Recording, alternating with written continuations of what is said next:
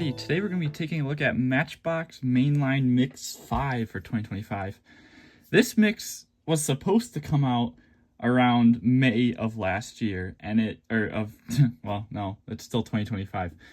That's how long that it's been. It feels like a year. It was supposed to come out in May of 2025, and it did sort of, and then it didn't. You know, it got out to some areas very terribly, and then it disappeared. And now it's back on shelves for whatever the reason. I've had these since the first time it came out, but they released Mix 5 here, and then Mix 6 never showed up. Mix 7 just showed up a month or so ago, and then now they're back to 5 in the stores. Meanwhile, I've already ordered 11 and 12, the 11 and 12 cases online, and I have those. And it's just the distribution this year was egregious and probably the worst I personally have ever witnessed, and I'm pretty sure a lot of people agree with that. So that's why these videos are super far behind. I'm sure most of you have these already, but I want to get the video out there just to keep up with my scheduling, which is destroyed by the distribution. Mind you, I'm not going to pretend that I'm ahead of schedule showing you things you've never seen before because, well, Citroen 2CV here is old news. Everybody's getting the Celica from Mix 1 of 2026, which is out already. I've seen some people getting it. Most people I know haven't. I've seen the mix in stores. I've seen remnants of it, actually. Right here, this Fiat is from Mix 1 2026. This is all I have from the mix right now. And of course, I found that on the shelf at the same time as the BMW from Mix 10 of 2025. I believe Mix 10. 10 or... No, it's not 11, because I ordered 11. I believe this is 10. Debuting with the Transit and the Corvette, which I still do need. But anyway, without further ado, we're just going to dive right in here. You've all seen these before. I'm just going to give my opinions, and that'll be it. Nice quick video for a weekday. Probably. Here we have the Morgan Plus 4. This was a brand new casting last year, debuting in like a metallic beige, and now we get this really bright blue, which I personally don't care for.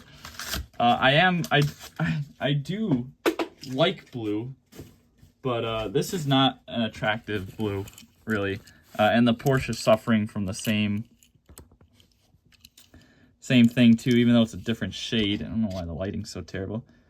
So Morgan on the plate there. You got the 4 on the grill. Nice headlight details. And your marker lights down below. You got a beige interior. It's a very well done casting. This color does not look good on it. I just gotta say, it makes it look like a toy. Plus 4 on the back there. Nice emblems, and tail lights are very well done. Very well proportioned casting, and the body lines look great on it. This was a very strong casting last year. Just personally not a car I even really know much about, or I know it's British, and that's about it. Morgan's been around for a long time, and they've kind of retained like this retro styling. So I believe this is a newer car from them in the past like 10 years, but they retain that retro styling. And calling it the Plus 4 is kind of weird because you got 2 seats, and that's probably not what it's referring to. It might be something to do with the engine, but like I said, I don't know anything about that car. The Europeans are gonna scold me in the comments. I know that. Here you have the 1960 Chevy El Camino, almost at 2060, which, God, I hope we don't have to wait that long to get another El Camino. I don't understand why the El Camino hasn't came back. The Maverick, and people would probably hate to see the El Camino show up as like a hybrid competitor to the Maverick, but that would make sense, right?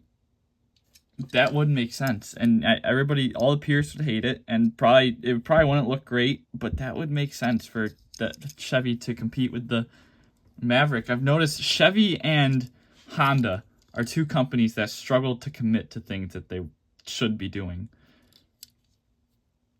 But this is a great release. I don't know, how many colors of this do we have? I think this is 4, isn't it? Debuted in the pink, There's a blue one, there's a green one, and there's this, right? I might be making the green one up, but I feel like I have a green one. Well, there's a green Ranchero. That might be what I'm thinking of, but I feel like there was a green El Camino. But either way, this cream white is very fitting for Chevys of the era, so I love to see it done up like this. And taillights look great with all the chrome trim on the back there. And down the side. Very, very well done casting. That's a very good one. What year did that come out? That was 22 casting, right? Or 23? I can't remember. Next up, we have the Tesla Model 3. I think probably the best Tesla casting that Matchbox has in their lineup. Although the Cybertruck is very impressive, and there's a video of that out that I've already reviewed. But this and the Model X isn't terrible either. I like the Model X. And the Model S is a great one too. The facelift Model S, not the older one. But this one was actually harder to find. I never found this one the first time it was out back in May, June-ish, when it should have been out. A Diecast Car Guru actually found this one for me later on, a few months ago, and now I've seen it starting to show up at Walmart's because Walmart got an old mix for some reason. But looking pretty good here. You got Tesla on the license plate frame there. Dual motor. You got your reflectors down below. Taillights looking good. They look funny without the little reflectors on the side here. Well, on this side it would be a charging port. Oh yeah, well, no, I take that back. Okay, so it's a good proportion casting, but I hate it because of what they did to the rear window here, which I assume is because the post. Yeah, the post might connect somewhere in there. They probably didn't have enough room to put the post on the trunk here, so they kind of had a, yeah. Don't love that. Whoa, dropping it. But yeah, this is the third release of this casting technically, because there was two white ones, one in the 5-pack that had different license plates on it and different wheels, I think, but otherwise pretty much the same. So this is technically release number 3. Color number 2. Looking good with I like the tinted out wheels, kind of makes it look like the performance edition. Of course, there wasn't a plaid of the first gen, or not the pre-facelift Model 3, but there is a plaid of the facelift. Moving on, we got the Porsche Macan S. So this casting, this is the third release of this casting. It debuted as a chase, then was recolored in orange, which that orange one is great. And now we got a blue one, which I don't like as much as the orange, honestly. But this is pretty close to a real color that the Macan is offered with. That or it's like a paint to sample thing. You got nice headlight details there. You got Porsche badge on the front, all the grille detailing on the front as well. I like the tinted 5-spokes on this one, very fitting. That front door looks very weird. You see that? There's no line for the rear door. Well, it is, but it's off. Look where the line for the rear door is slightly off from the front door. That does not seem right to me. It's almost like they were going to give this opening doors and then they canceled it. Isn't that what it looks like? It looks like at some point in time they were going to give the Macan opening doors and then they scrapped it. Because this is an ugly angle right here between these door gaps. That's the only thing. That might be why it just showed up as a chase piece randomly, because its original plans were canceled and they just like, oh well, let's just make it a chase. The other side's like that too. That is very weird. Also, there's a lot of imperfections in this die cast that this color just highlights. Yeah, that's very weird. I would put money on the fact that they were going to make this door open and they didn't, because that body line, I never noticed this on the orange one, by the way. I'll have to double check the orange one to see if it's like that. This could be an error casting too. I don't know. I wonder if that's illustrated on the packaging. Yeah, it's not. That's weird. That's weird. Yeah, this probably was at one point going to have opening doors. That might be why the mirror area doesn't look right here either. It looks like the mirror was just slapped on because this front window looks bad. There's the taillights looking good. I'm pretty sure that's supposed to be white, these little rectangles instead of blue, but okay. Macan S on the back there. There's your rear diffuser. Such an interesting casting. the only Matchbox casting so far to debut as a chase, and with the casting imperfections, I don't think it was really supposed to. Moving on, we got the AutoZam AZ1. Pretty cool to see this one all one color, because that was an option on these. Extremely rare. I don't know if there ever was any single colored yellow ones, but they were offered in all one color. The Mazda Speed versions were all one color. The Mazda Speed versions never had two-tone. Of course, the body style of this one is just the regular AutoZam, so not a Mazda Speed. Maybe they're trying to make it look like a Mazda Speed, but then again, I don't think I've ever seen a yellow AutoZam at all, at least a factory one. So I don't know, but it's cool. It looks really good in yellow. And yeah, I love the AutoZam casting, and it's coming next year in the moving parts line, where the Macan might have supposed to be. Nice taillight details, AutoZam or AZ1 on the back there. Headlights look good.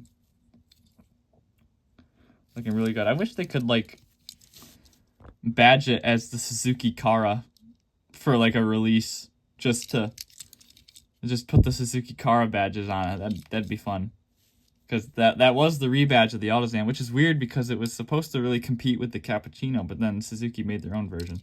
So there's your AutoZam, and finally the only new model of the case, at least licensed new model. I think the boat debuted in this case, but I don't really have room to keep boats around. This is the Citroen 2CV. Extremely iconic French car. I love that Matchbox is starting to pull into more French cars. We've got a lot of Citroens lately. Love to see it, and it's nice to see a classic Citroen in here. Although it's pretty much a standard, you know, when you think of Citroen, the 2CV is going to come to mind pretty quickly. Wish we could get some other unique Citroens. Like Matchbox did the CM wagon. I think it was the CM. And I don't think, no, Matchbox didn't do an XM. Majorette did an XM. I love the XM. I love the look of the XM. Just the length, and it's a very sleek car. But the 2CV, very iconic car. You know, so iconic that in the second Cars movie, they put a couple background characters in there that were modeled after 2CVs when they were in France.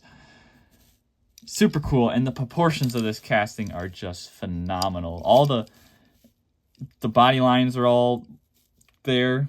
This car has very strange body lines, if you couldn't tell. Like, look at how the windows are shaped. Like, the cabin, or the doors have like a circular look to them, and then the rear end just looks like it's slapped on there because of how smooth that line is. Like, it's a funky car. It kind of looks like a frog from the front here. It's very narrow. It's a very narrow car. Where's the El Camino? Oh, actually, it's pretty much as wide as the El Camino. Well, I mean, it's wide as the El Camino until you get to the center, which is narrow. These wheels are just perfect for it. Grille detailing looks good. There's your classic Citroen emblem. Marker lights there. Good 2CV on the back there. I don't remember what that means. It does stand for something. These have like retractable vinyl roofs too. Super cool. And the stance of this casting is awesome. How the front end kind of slopes down a little bit. Oh, I love this thing. Whoa. And I almost thought about bringing the Tomica one out for comparison. Which, actually, why don't we do that? Boom. Yeah. Might as well make this video worth something, right? So the Tomica 2CV here, this one is a very out there color. This is a special edition event model or something like that. Does have like the vinyl roof retracted though, which is a really cool detail. I think they did some that were fully covered as well. But the fact that they're both pretty much the same size, the Tomica is like just a tick longer, and that might be just the bulky metal front bumper opposed to the plastic on the Matchbox. They're pretty cool. Also I don't know much about like the front ends here. Is one a facelift? Because they do have different grills, and the Tomica's got the Citroen logo on the grill, while the Matchbox has it above the grill. Could be like a pre-facelift, post-facelift thing, just, you know, slight changes. They did make these things for a little bit. Kind of like a French Volkswagen Beetle. Atomica one, I've never noticed, has the inserted tail lights from the interior, which is very weird. That's not a normal thing that Atomica does. So that take that as you will. Yeah, Atomica one is all metal. I don't remember when this casting came out. There's no copyright on there. This is obviously not a standard release of it. It does have working suspension, sort of. I mean, the rear end works a lot better. The real car had like a special suspension system. I can't think of the name of it off the top of my head, but it was a very good suspension system, despite the fact that these cars were notoriously garbage. They were not built to the highest quality, and I don't think many Citroens are. Maybe some of their early luxury cars, but we're going to put the 2 yellow cars in front, because how often do we get to spotlight some yellow cars? So there you guys go. That is Mix 5 of Matchbox. Not super exciting, but still a little better than Mix 4. Mix 4 was pretty bad. So I'll see you all in the next one. Take care, everybody. Bye for now.